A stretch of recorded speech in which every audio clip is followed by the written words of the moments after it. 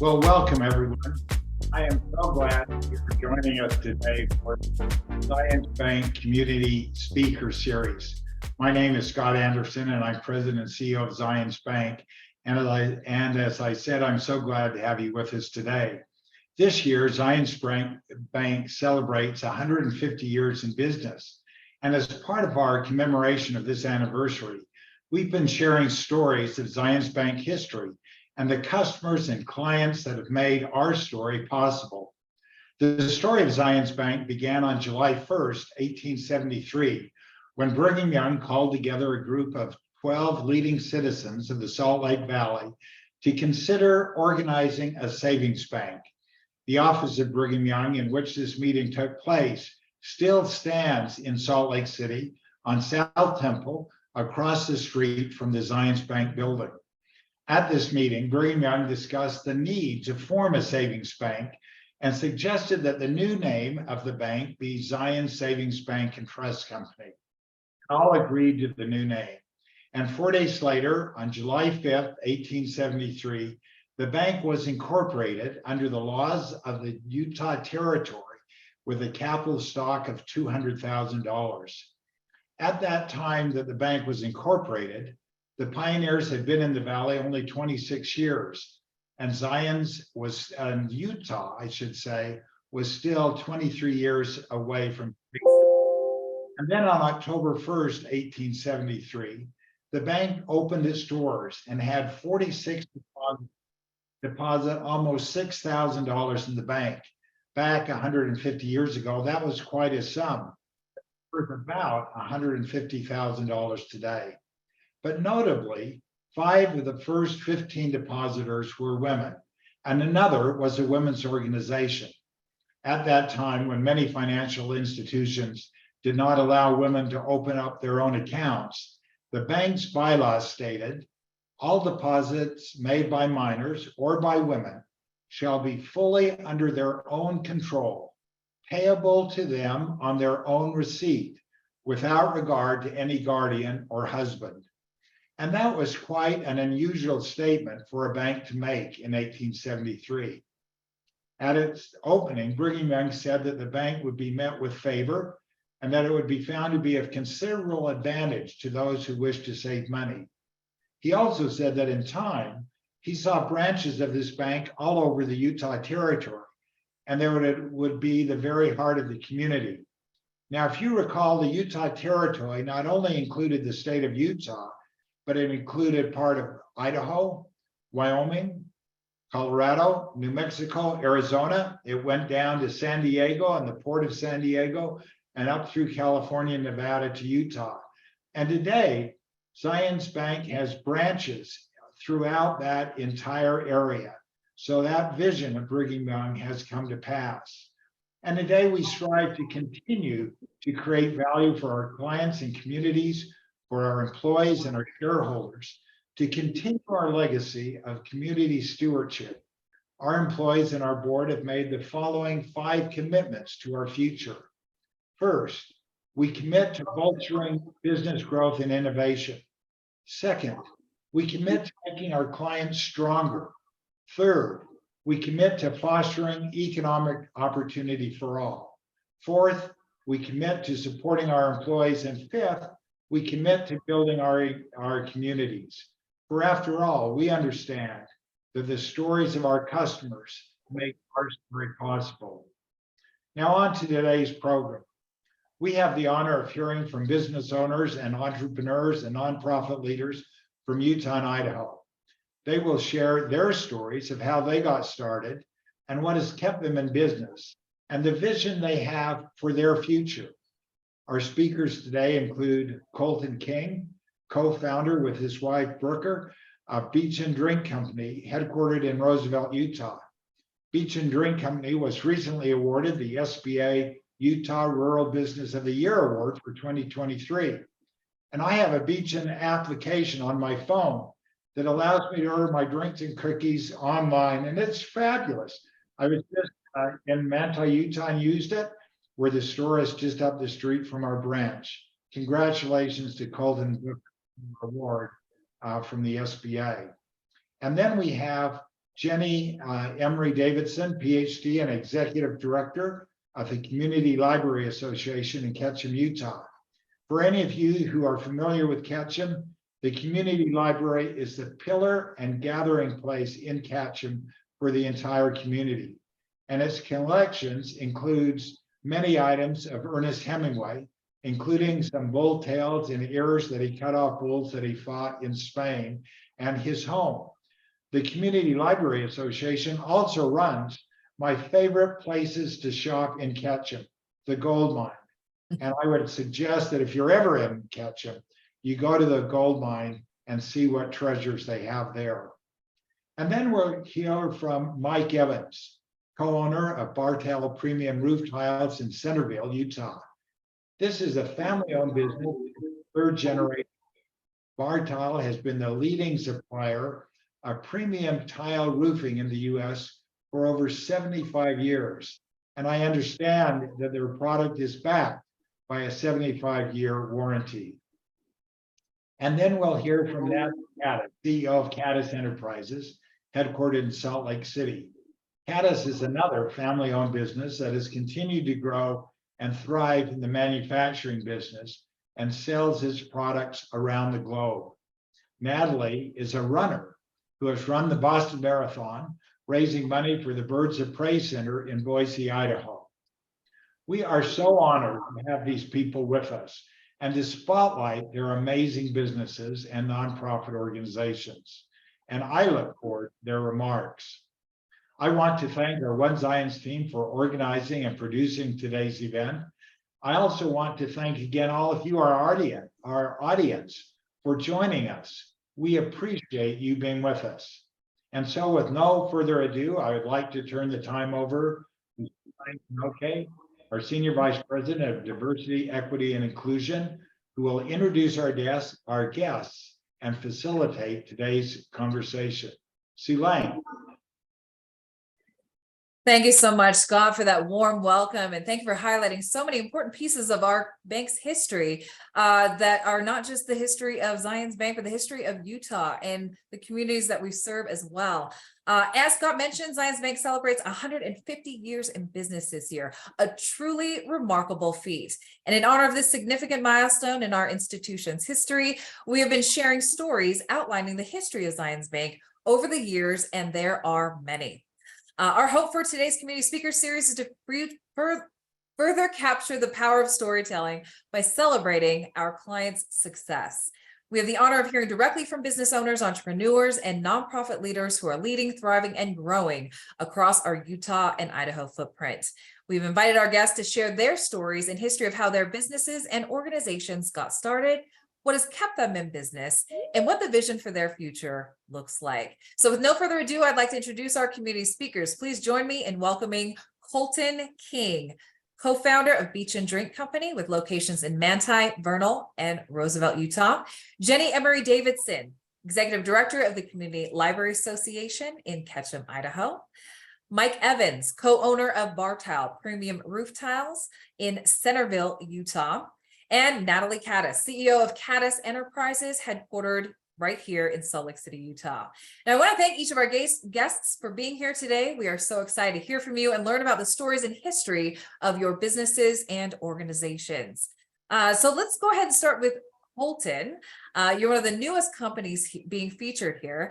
And when we first decided to use this platform to showcase the stories of our clients, the first client Scott suggested was Beach and Drink Company. Congratulations again on being awarded the SBA Utah Business of the Year Award in this year's SBA National Small Business Week. You have locations in Manti, Vernal, Roosevelt, and I live in Salt Lake City. I'm kind of a Salt Lake City snob, and so I can't remember the last time I've been to any of those cities, but I'm tempted to make a road trip out there now just so I could taste your mixed drinks. And speaking of your website, I've been learning more about your company through engagements with you and also studying your website and the application that Scott referred to as well. I just love your whole vibe. And I was thinking you guys could also win like Coolest Business of the Year award as well, because you're just the whole branding, the vibe of your website and just engaging with you your employees and customers. It's just cool. It's like, this is what the cool people drink. This is where the cool people go. This is where the cool people work. So tell me a little bit about your story. Where did the inspiration for Beach and Drink Company come from? How have you brought your vision into fruition, and where are you now? Yeah, well, first of all, thank you for having me here. I wish my wife could be here. She's kind of the joy and the sunshine of this business. And second, I think you need to come out to Vernal to try one of our drinks. They are pretty cool. They're pretty radical. Plan of the trip now. Plan a trip. Yeah. So I mean, back in 2015 is kind of when it all began. My wife and I, we quit our corporate jobs out in Lehi, Utah. We sold our brand new home. We moved to Vernal with $1,000 in our pocket and a brand new baby boy. So Cool. yeah, we moved out here, and the whole intention was for me to try to get a job and to kind of start a drink place on the side. But after a month of looking, there weren't too many jobs that I wanted to be part of. And my wife and I decided we just needed to go all in. So of that $1,000, we found a little building. It was an octagon building out in this parking lot, prime location, had no running water, no sewer, but we knew we needed to make it happen. So we gave the landlord $600 of our $1,000 and ended up securing a $17,000 personal loan to kind of just get things going. And this was in about November time of 2015. And then in January 31st, we opened our window. And I told myself if we could do $300 a day, I would be totally fine. I would be happy. And after the first day, we did just a little over $500 and I was blown away. And at this time, my wife, she was making cookies, for our location. I was working there every day from 6 a.m. to 9 o'clock at night, bringing down all of our water because we didn't have running water. So we had to bring down about 25 5-gallon jugs of water and then bring it all back out every single day. So for the first little bit, it got really busy. I realized I needed some help. So we got some family members to come over and assist me for a little bit. And things just kind of started to grow. My wife was making cookies, being a mom, and we were just doing all that we could to get it going. And about 6 months after, our landlord actually approached us to see if he could build us a new building. He saw how busy we were and he wanted to assist us with that. So he started the process of that. And while the building was being built, my wife and I, we went to Hawaii to kind of get, we needed a place to kind of figure out where we were going to go with this, because this isn't what we were expecting. This was supposed to be a side gig.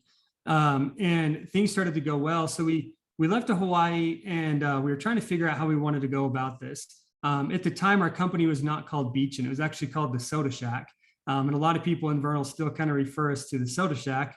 But we knew we needed to change the name. We knew we needed to do something. We didn't want to be like everybody else. We wanted to kind of create something special. So my wife and I were sitting in our hotel room, just going over things. And all of a sudden the song Beachin' from Jake Owen came on.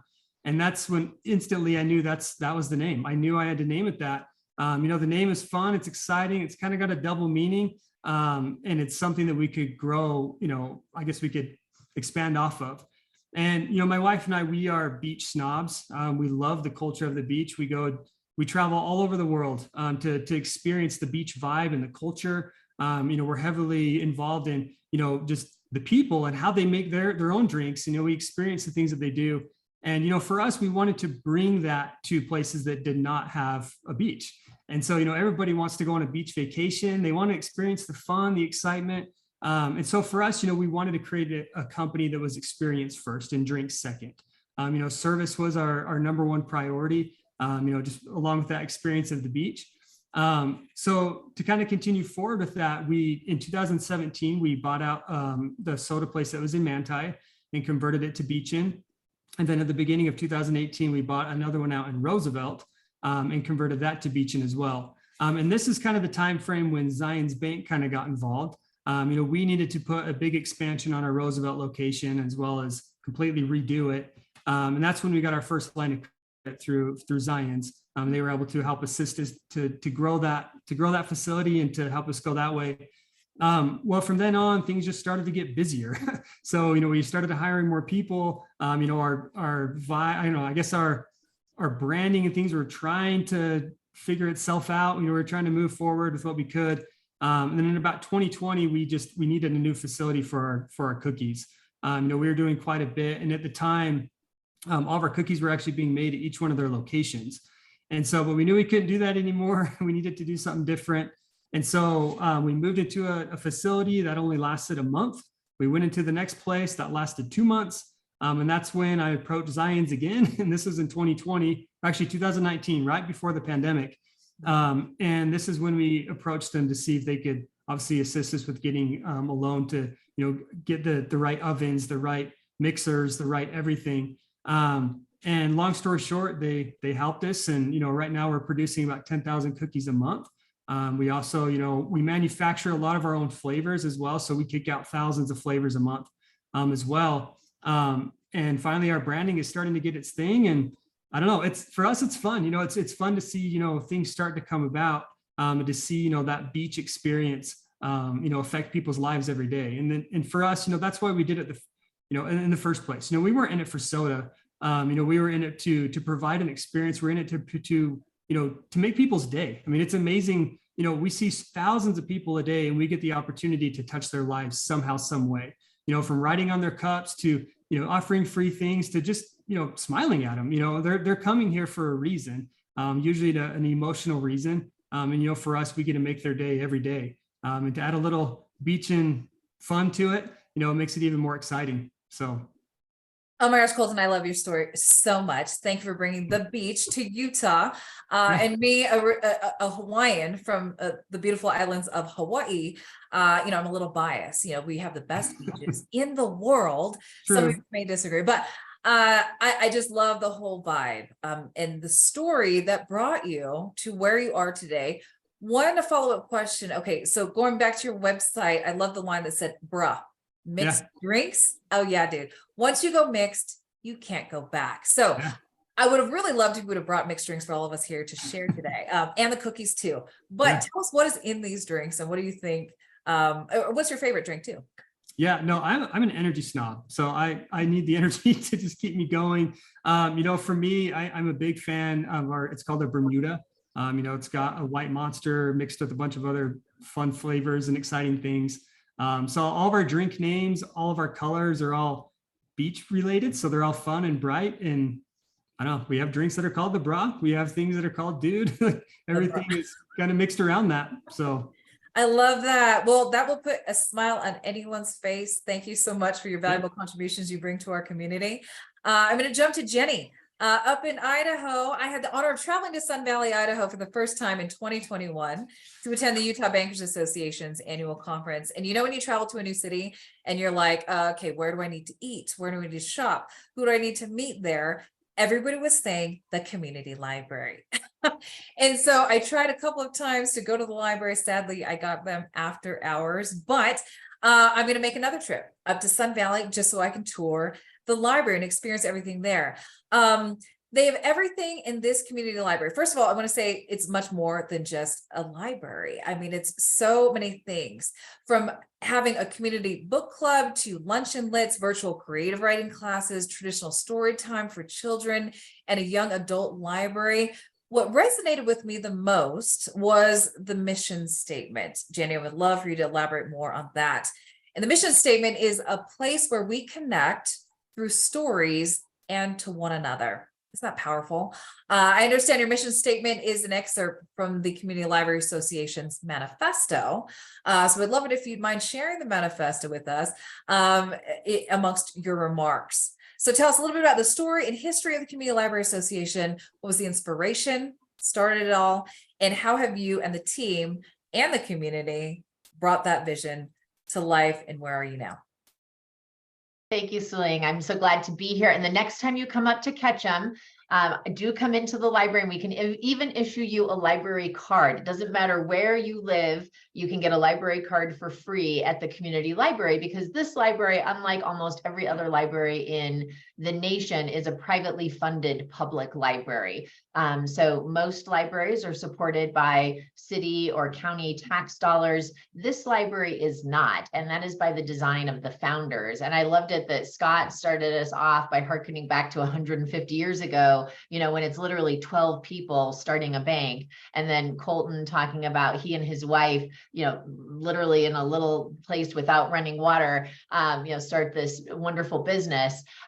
So the story of the library is, it would have been, I think about this time of year, 68 years ago, 69 years ago in 1954, that a group of women who lived in the Sun Valley area, the story is that they were golfing at the Sun Valley Golf Course, and that around hole 9, they were like, you know, we really need a cultural institution for this community, for it to really be a community and to thrive. And when I think of this story, I always think of this statement by the great Western writer Wallace Stegner. And he said that the West needs a civilization to match its scenery. And so I imagine that's what these women were really thinking, even if they didn't put exactly those words to it. Here they were in this beautiful place, but they recognized that a community needs more than natural beauty, and it needs more than the potential for athletic adventures to really be resilient and empowering of its residents there. It needs an intellectual landscape as well. So while they were golfing around hole 9, they said, what we need is a library. So they decided to start that themselves.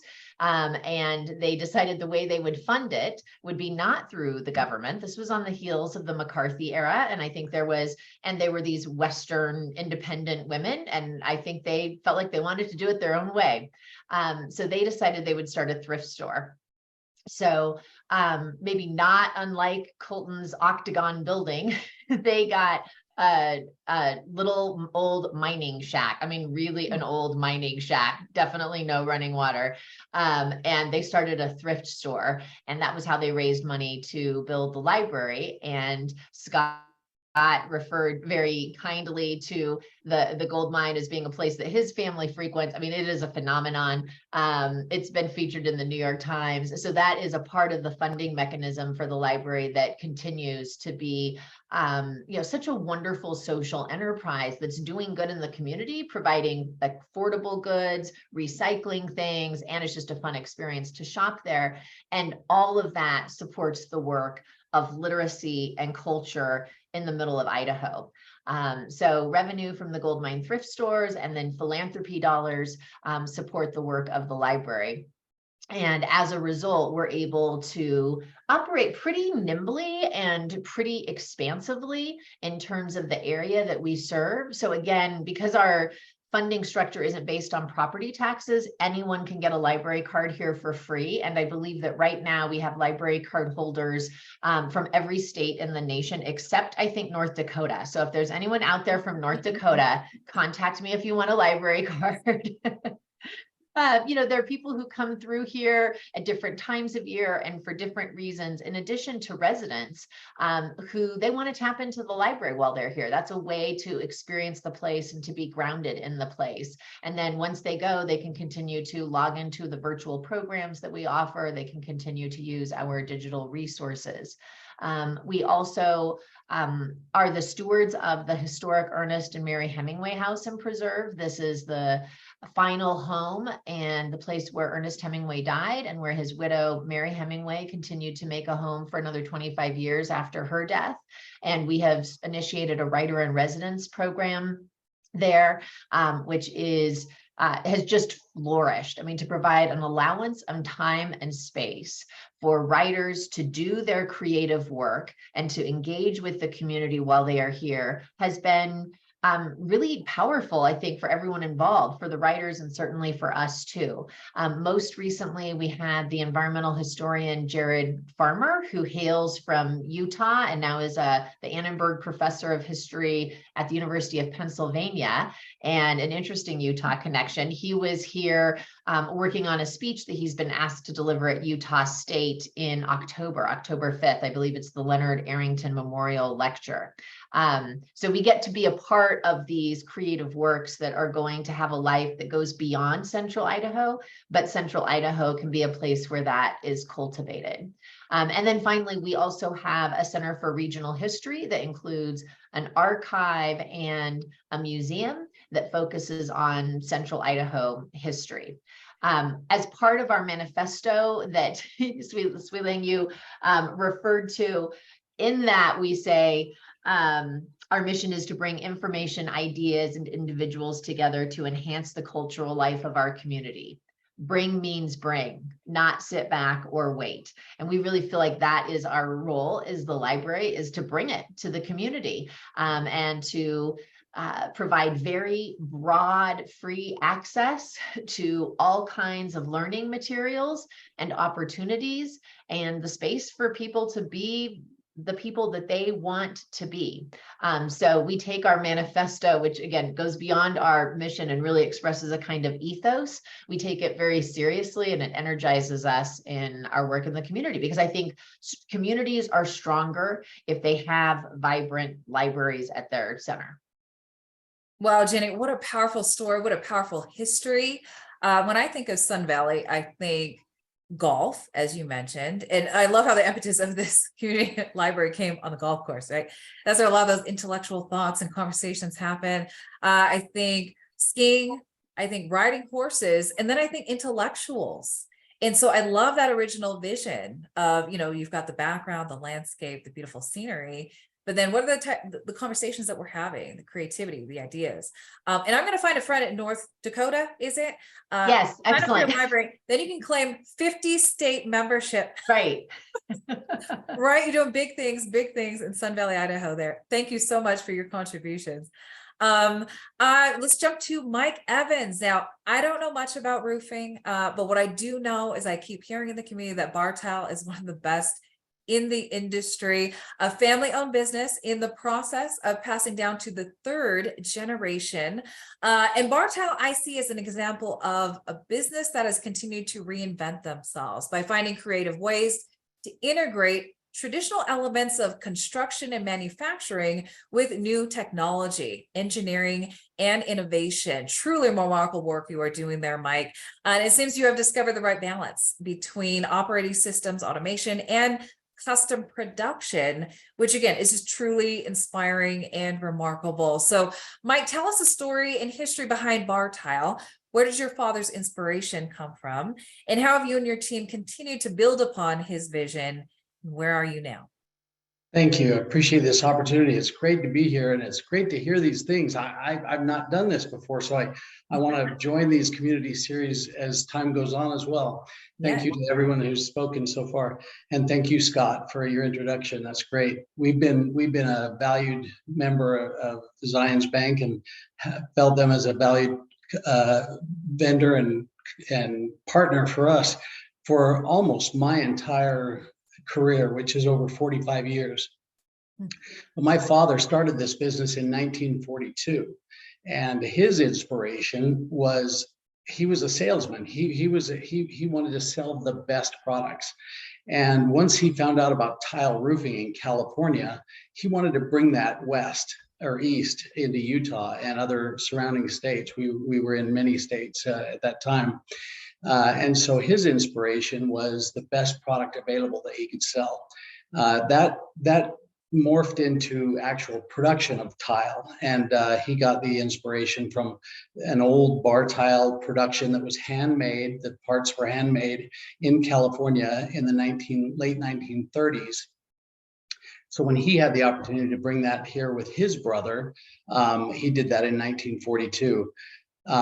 He passed away in 1981, and my brother and I purchased the company from our father, from our family in 1983. And almost immediately began the process of innovation and automation in the production process. Back when my dad had the company, he had one profile. He manufactured one tile. You've probably seen them out there. There's thousands of them still around in the Utah area. That is a red flat with a little bar. We call it a bar in the tile, and they made a red, a concrete white, and maybe a gray, and possibly a green. Maybe 4 colors is what he produced back then. In 1984, when we automated the process, we added 3 more profiles to our portfolio, and probably about another 10 colors to the process. Once that was done, we then continued to design and innovate and come up with other products. We patented a in 1996, we patented a product called Legendary.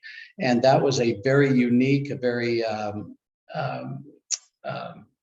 innovative product that is the strongest tile in the marketplace. It has over a 650-pound flexure strength, meaning you can't break it, where some of the old tiles had breakage issues with them. So after that, we then came out with upwards of 15 different profiles, and we have since manufactured over 700 custom colors. And so we have expanded tremendously over that period of time. In about 2003, 2004 era, our sons, my two sons and my brother's son and daughter joined us in management, and they've been with us ever since. And now we're in the process of transitioning the company to that third generation, as you mentioned. The strength of our product line is vertical integration. We do everything from taking the sand and cement and pigments and mixing them and automating that production process. But we also have a complete distribution company called Summit Supply. And then we have one commercial and one residential installation companies called ProTech Roofing and Artisan Roofscapes.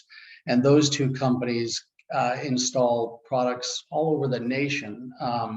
And so we not only manufacture the product, but we also can do the installations as well. Those companies also do other high-end installations such as copper, standing seam copper, slate, real slate, high-end wood shingle type products. But obviously our core product is our manufacturing product of bar tile. And with many of the innovations and designs and the ability to give a customer what they really want. They don't want just a vanilla product that you can choose off the shelf. Many of our architectural clients and designer clients come to us and say, this is what we would like. Will you do this? And absolutely we'll do that. We've done tiles that are Pepto-Bismol pink. We've done tiles that have simulated moss textures on the surface to make it look like it's really old. We've done just all kinds of styles and designs that people have come to us to replicate other products, and we've done that too. So we are excited for the future. We are dedicated to this product. We are a long-term company. Scott mentioned a 75-year warranty. Our company is actually 83 years old, and so we back that with a 75-year warranty, maybe a 100-year warranty in just a few more years. Who knows?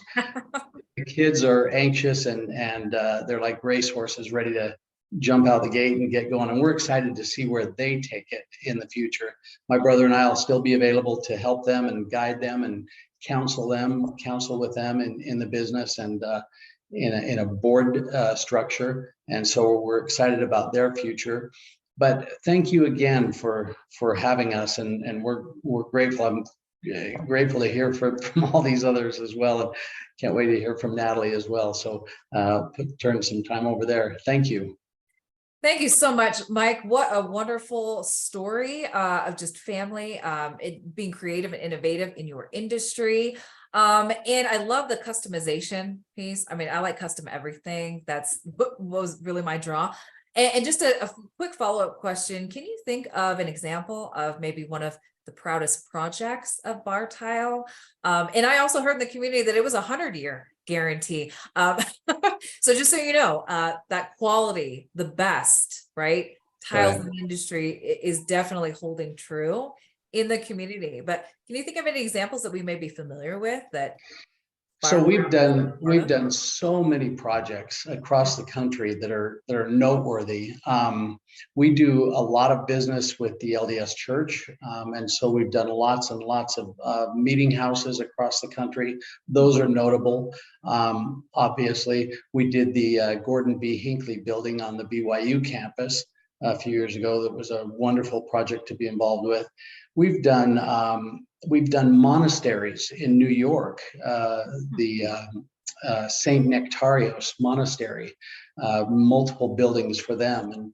And we've done other projects that are, we just recently finished one in Delaware that was for Legislative Hall, one of the old, historic buildings in Delaware. And that was a noteworthy project, just a recent one that we just completed. And, we've done just countless projects in all, I don't know if we've been in all 50 states, but close to it. And our product, one thing about our product is it holds up very well in high snow and ice climates. And that was a design feature that we designed because we're here in Utah, but most other tile roofing products are in fair weather states, California, Arizona, Texas. And so our product really lends itself well to all climates of the US, and which we've innovated that. Wow. Well, congratulations on all your success, 82-year anniversary. And thank you for all the contributions you have in building our communities, like literally, and also restoring, historic sites within our communities as well. Okay, let's jump to Natalie.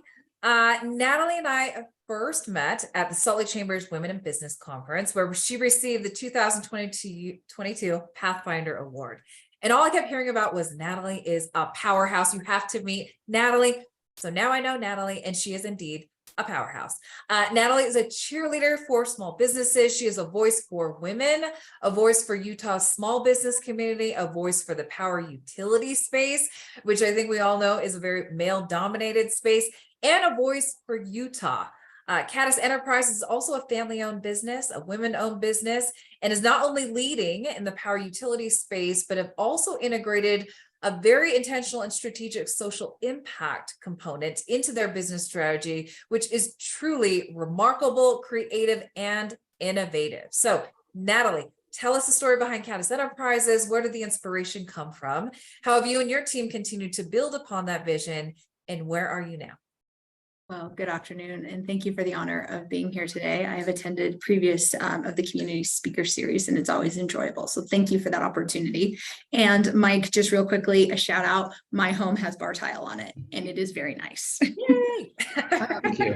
So That's thank for you. satisfaction. That's right. And it does well. So it's an honor to be here. I'm Natalie Caddis, the president of Caddis Enterprises. We're a second generation family business. We do thermoform plastic products. So our products really support and protect the power utility infrastructure against animal caused power outages. So what people don't realize are 25% of all power outages across the United States alone are caused because of animal interaction. And so my goal is simple. We want to eliminate 25% of all power outages globally. We want to take that effort globally. I took over the organization during some pretty tough economic times in 2008. It was started by my mother and father-in-law in 1966 in the kitchen oven. My father-in-law was really providing solutions to problems. So he is an aerospace engineer. And at the time he was tasked with designing lavatories on Boeing aircraft. And in those days, it was all stainless steel. So weight and cost were the biggest issues and factors that they had in constraints. So he said, hey, I took a class about plastic, and let's see if we can make component pieces that would help lighten this lavatory. So that's really where the idea came from. Started making products in the kitchen oven. And our first commercial success was really with a contract with Boeing. So we still make products today for the aviation industry, but our mission at this point is really in designing our own products. So we have patented products that cover and protect the power infrastructure. So what, again, you don't realize is that birds of prey primarily is what started the idea, will land on power structures, and they'll use power poles for hunting purposes, and they'll use it for perching. When they take off, their wingspan is so great that they will go face to face or face to ground, electrocute themselves, cause a power outage, and in a lot of cases, fall to the ground and cause a wildfire. Father-in-law saw that the bald eagle was looking at being entered onto the endangered species list. and thought we could do something to prevent this type of electrocution. We do a lot of work in Idaho. Yeah. We do a lot of work. Our products can be found in all 50 states. So when I took over the company, I realized that birds don't follow borders and they migrate throughout the world. So why shouldn't we? So we really focused on an international strategy on how to really eliminate power outages for everyone, regardless of the type of animal. And the geography in these different locations is very different. So in Costa Rica, they have monkeys that are using power structures for to getting around. In the Northeast, there are squirrels that are using our infrastructure as their superhighway. So there are all different risks to our infrastructure. And we all know that our life is supported by power. We need energy to be able to support our life. So that's our vision, where we're headed. And we're trying to solve 25% of power outages around the world. Wow, Natalie, truly it's multi-purpose, it's multi-vision, it's multi-goal, hitting all the things. What a remarkable story. One of the things I also wanted to highlight, okay, as I was watching, and I'm going to encourage all of you to Google Natalie Caddis, Salt Lake Chamber 2022 Pathfinder Award video. Because when I went back to watch it, I also noticed that there was a photo of you and President Obama. Can you tell us the story behind that? Yeah, happy to. So I attended an energy conference in Hanover, Germany in 2016. And the United States was the partner country that was hosting the Hanover Messe trade show. What I didn't realize is that President Obama had decided to recognize a small business for their export growth. We were nominated by the U.S. Commercial Services team here in Salt Lake City. We were nominated, and out of 500 small businesses, we were selected to have dinner with President Obama and Chancellor Merkel. Wow. That is a big deal, a big deal. Thank And you. Natalie, that's my friend right here, Natalie, we're friends. Thank you so much for representing the small business community, for representing Utah's business community on not just the national, but the global stage. Now, thank you all, Carl. Your stories are just so remarkable. One of Zions Bank's most notable taglines over the years has been, "We haven't forgotten who keeps us in business." So as all of you celebrate your anniversaries as well, I'd love to explore what has kept all of you in business, and what is the vision for the future of your businesses and organizations. Let's start with Mike. Well, obviously, because we are an older company, we have realized that what keeps us in business is our people, the people that work with us and the people that we sell to, because much of our business is word of mouth. Just like Natalie said, she has a tile roof, and she probably gets questions about what roof she has on her roof. And so when people tell others that they have roofs that are 30, 40, 50, 60, many 70 years old or more, when a normal asphalt shingle roof might last 17 years on the average, those people are replacing those roofs multiple times, and with a tile roof you don't need to. And so I think the thing that has kept us in business is the best product available. The best product, we believe, is the best looking product. It's the best functional product. It's fireproof. It's not indestructible, but it's a very long-term roof, and that's pretty hard to say in the roofing industry. So but we also have very good people, many that have been with us as long as I've been in the business, 40 some years. And to me, that says something, that the employees that we have realize and understand that we have a good quality product that is going to be their career for a long, long time. And so we're grateful to them. But we're also grateful to the many, many customers over the years that have kept us in business. Just like Zions we help keep you in business. Those customers help keep us in business. And so it's a great tagline, probably patent or not trademarked or whatever, but we could use that. Hey, you're welcome to use it too. Yeah. Yeah. Partnership. Anyway, that's in a nutshell where we feel our business comes from, is people that promote our products within and without.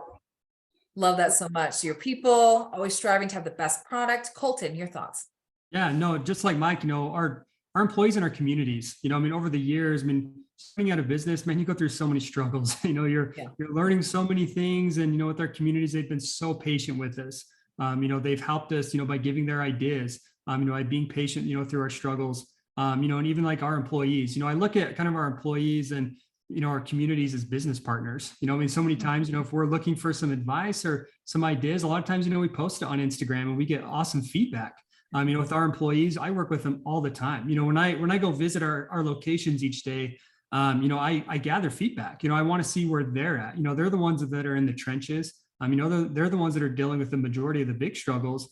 And, so for me, it's like, they've kept me in business just by, helping us progress forward. They give us motivation. Their excitement in the business gives me excitement.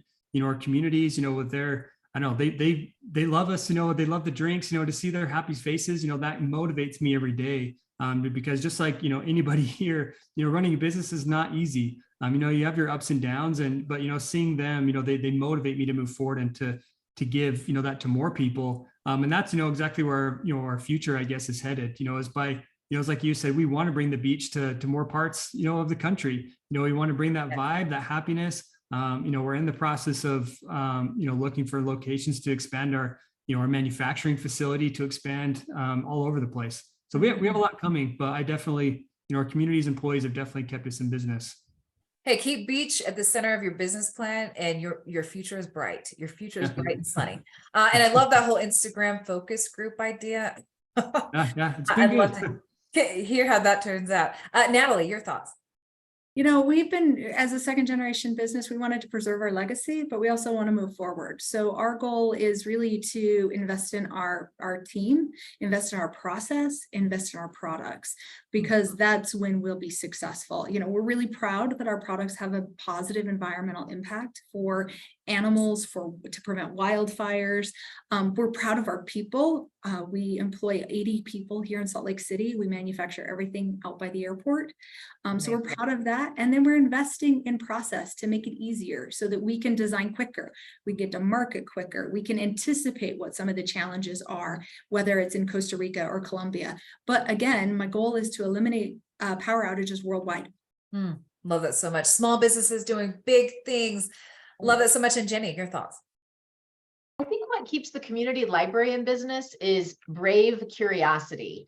And I think everyone who enters the library's doors is demonstrating some kind of brave openness to ideas. And this is from the littlest kids who are coming to story time, which could seem like a big journey for them when they're 2 years old,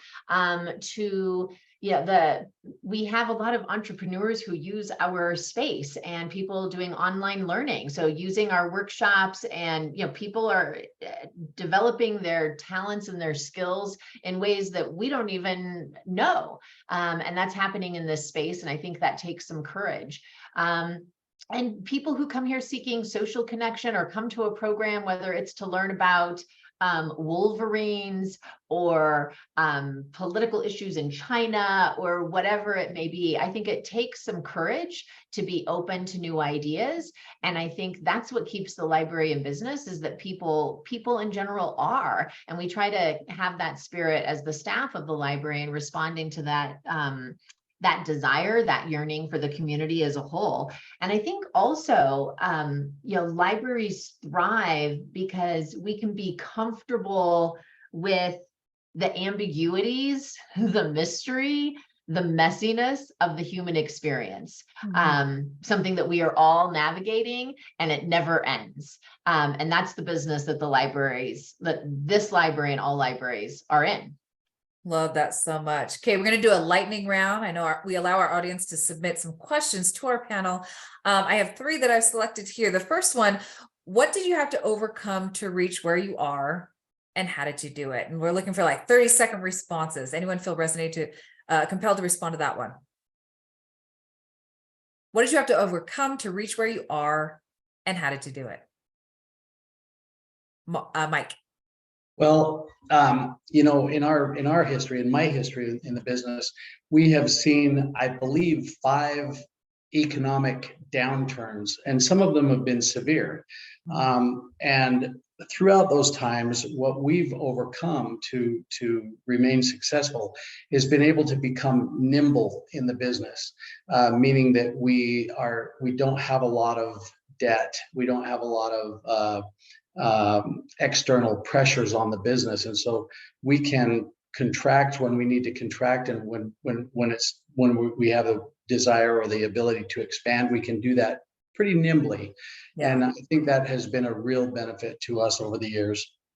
Such an important point. Next question, how do you approach problem solving? Natalie, I know you want to answer this one. Yeah, I think when I took over the company in 2008, there was a lot of economic turmoil, and I didn't come from manufacturing, so I had everything to learn. And as you mentioned, Celine, it's not a lot of women in the manufacturing or energy sector. So my focus has always been, I'm a lifelong learner. I try to really define the problem clearly. And the more I concisely can speak to the problem and define it, I think the easier it is. Now, I will say that my focus is then to start fact finding, and I turn to resources in the community. Scott Anderson has been a huge resource to me, and I've asked questions, and they may seem like silly questions, but I learn from every one of the questions that I ask, whether it's from the bank, it's from attorneys, whatever. I go and I seek information. So that's how I go about learning. Love that so much. Jenny, additional thoughts? I think, the library in the past 8 years has undergone some significant changes, from a $13 million renovation of the entire library facility to taking on a historic building, the Hemingway House. And in those big endeavors, we have found that giving time to listening serves us very well. So listening to the community, what they want, what they don't want.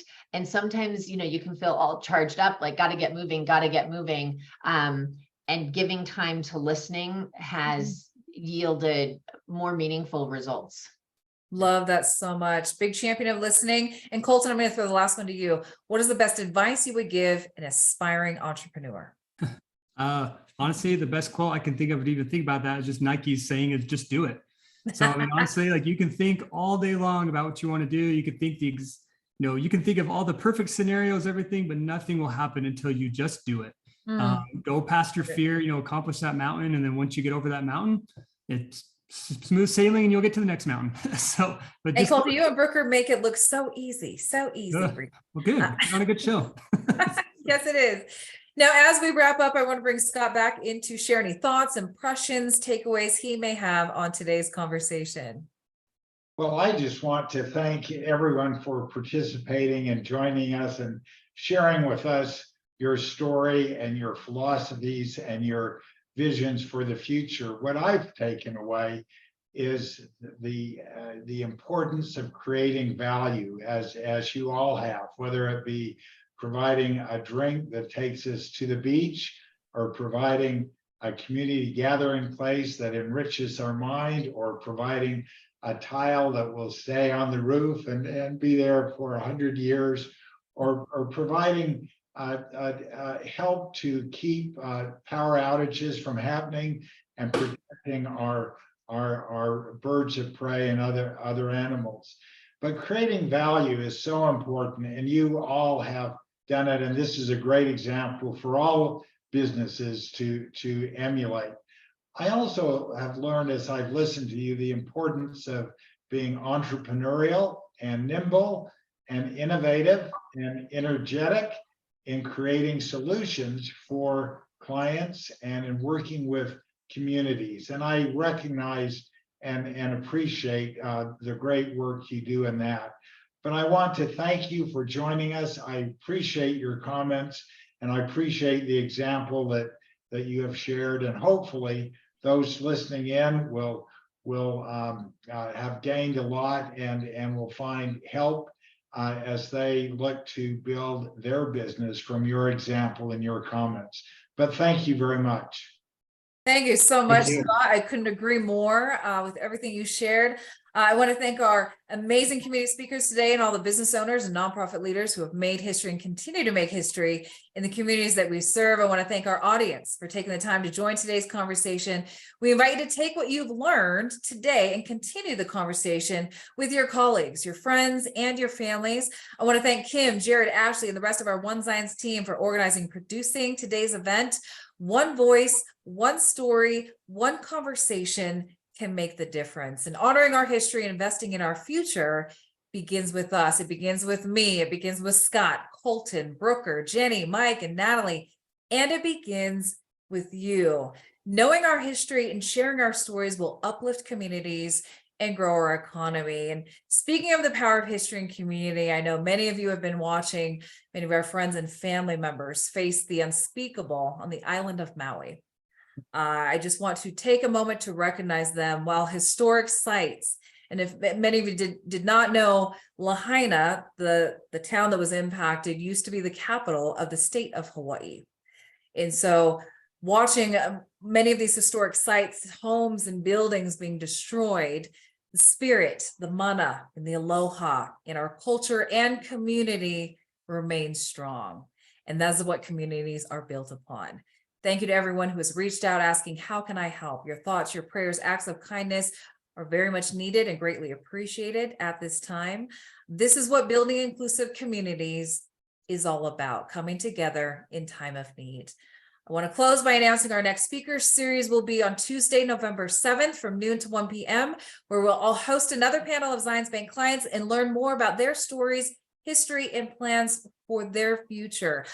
We have a couple of minutes left. I just wanted to go around with our speakers. One word takeaway from today's conversation from each of you. Colton, let's start with you. Action. Like I mentioned earlier, I mean, everybody here, they all took action and they continue to take action. So Love it so much. Jenny. We all make history. Love that. Mike. Excited for the future. Same. And Natalie. Passion. You cannot out-passion a small business. That's why I'm so proud to be part of this community. Thank you for having us. Thank you so Thank much, you. everyone. And until then, we thank you again for joining us on behalf of our One Zions Bank team and all of our guest speakers today. We wish you all a fantastic rest of your day.